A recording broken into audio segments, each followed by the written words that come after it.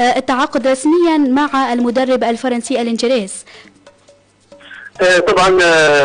نورهان زي ما اكدت المده الماضيه وقلت ان يعني بدايه الشهر الماضي قلنا ان ألين جيريس وصل لليبيا وفي زياره طبعا لمده استغرقت يومين. كانت زياره ذو فائده كبيره بينه وبين لجنه تسهيل الاتحاد الليبي لكره القدم ولجنه المنتخبات، وزياره العديد الانديه كانت لها فتح طيب بينه وبين كل ما يتعلق بكرة القدم الليبية. الراجل أكد وأصر وألح أنه هو حيكون مدرب لمنتخبنا الوطني. طبعا الأيام القادمة سيكون متواجد بيننا في ليبيا للوقوف على توقيع العقد، وثانيا للتنسيق مع لجنة المنتخبات لإعداد برنامج دسم لمنتخبنا الوطني في المرحلة المقبلة، لأن زي ما نعرفوا أن الوقت الابتدائي سابق في منتخبنا الوطني. المدرب وضع خطة زي ما قلت لك بالتنسيق مع لجنة المنتخبات الاتحاد الليبي لكرة القدم من إقامة معسكرات ومباريات ودية. طبعا الشيء هذا أكيد رح يكون في الأيام القريبة القادمة جدا جدا، وما نبيش نحدد الموعد، ولكن يعني ما عادش يعني كثير على التوقيت. المدرب ألين جيريس جاءت عدة عروض الفترة الماضية واصر انه هو زي ما نقولوا احنا بالدارجه اعطيه كلمه لليبيا انه يكون مدرب لمنتخب الوطني في المرحله المقبله، والراجل اللي كان عند كلمته وحيكون متواجد بعون الله الايام القريبه القادمه في ليبيا لتوقيع العقد رسميا. بالنسبه لعدم يعني استدعاء لاعبي منتخبنا الوطني لمعسكر داخلي في الفتره هذه، زي ما نعرف ارتباطات نادي الاتحاد والنصر واكثر يعني جل اللاعبين موجودين في منتخبنا الوطني يعني موجودين في الناديين هم اللي اعطى الفرصه ليكون منتخبنا الوطني يعني في استعداد جيد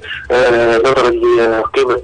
المدربين الموجودين في مؤسستي نادي الاتحاد ونادي النصر، وكذلك فريق الاهلي بطرابلس هو الاخر استعدادات مكثفه. الشيء هذا خلى لجنه المنتخبات ان هي تاجل اقامه معسكر المنتخب الوطني في هذه المرحله، وزي ما نعرفوا ان اللاعبين المحترفين حتى هم موجودين مع انديتهم ولا يمكن لهم ان يكونوا مع منتخب الوطني في هذه المرحله، ولكن اكيد بعد وصول ألين جيريس حيكونوا اللاعبين متواجدين، لان زي ما قلت لك المنتخب الكونغو ليس بالمنتخب السهل، وهذه المباراه ستكون مباراه حاسمه ومصيريه لمنتخبنا الوطني. نتمنى الوقوف والمسانده الجماهيريه لكل يعني الشارع الرياضي للاعبي منتخبنا الوطني اللي يعني مباراتين في ظرف اسبوع صعبات جدا جدا مع منتخب الكونغو. نتمنى ان يلتفوا حول منتخبهم في هذه المرحله والابتعاد عن النقد سواء كان يعني ضد منتخبنا الوطني. صح الاخطاء موجوده والاشياء اللي عرقلت سير منتخبنا الوطني موجوده، ولكن لابد من الوقوف وقفه كامله وجاده في هذه المرحله العصيبه التي يمر بها منتخبنا الوطني، ونتمنى التوفيق لكل اعضاء منتخبنا الوطني في المباراتين الحاسمتين اللذين نعتبرهم حاسمتين، لانهما مباراه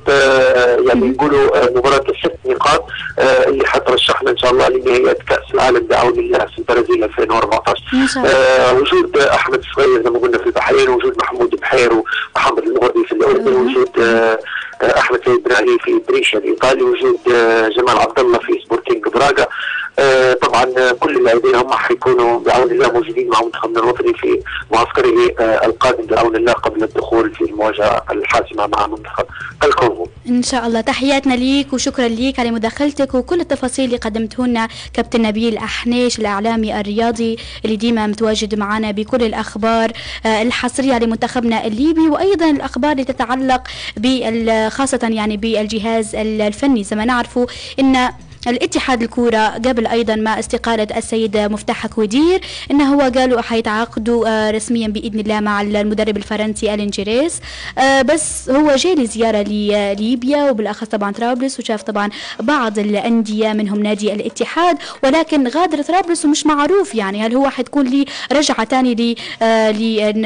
لمنتخبنا الليبي وتدريب منتخبنا الليبي. في بعض الحاجات الأمور مش واضحة، ولكن يعني من بعض الأخبار يعني ما نقولوش يعني احنا الأخبار يعني اللي يعني متأكدين منها بالضبط، ولكن يعني الأخبار يعني ممكن حتى تصريحات يعني من قبل اتحاد الكرة ووزارة الشباب والرياضة لحد الآن ما قالتش على هذا الموضوع، ولكن في من أخبار تقول إنه هو حيتم طبعا تواجد ألين جيريس في الأيام القريبة إلى ليبيا حتى يتم طبعا الإشراف رسميا على منتخبنا الليبي لكرة القدم. وطبعا حيكون مساعدة الكابتن عبد الحفيظ ربيش اللي نتمنى له كل التوفيق، ونقول له طبعا تحياتنا ليك على كل المجهودات اللي قدمتها لمنتخبنا الليبي. لما يكون في شخص جديد في اي مكان يعني خلينا حتى نتكلموا بصفة عامة ان هو اوريدي حيقدم مستوى او تطوير في اي منصب هو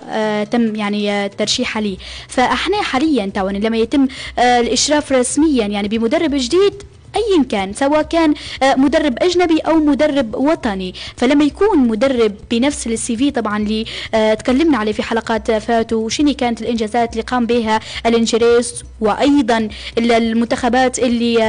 كان هو مشرف عليها، فهذه واحدة من الحاجات تعطينا بوش قوي إن احنا بإذن الله حنكونوا يعني في النهائيات اللي في البرازيل بإذن الله. حيكون عندنا معسكرات، لأن بعد البرامج اللي قدمها الجهاز الفني واللي كانت ان هي ما تندرج وما كانتش ان هي تنفذ عن طريق وزارة الشباب والرياضة بدعمهم الميزانية الكافية لمنتخبنا الليبي او لجنة المنتخبات او اتحاد الكرة او كل المسؤول على هذا الموضوع،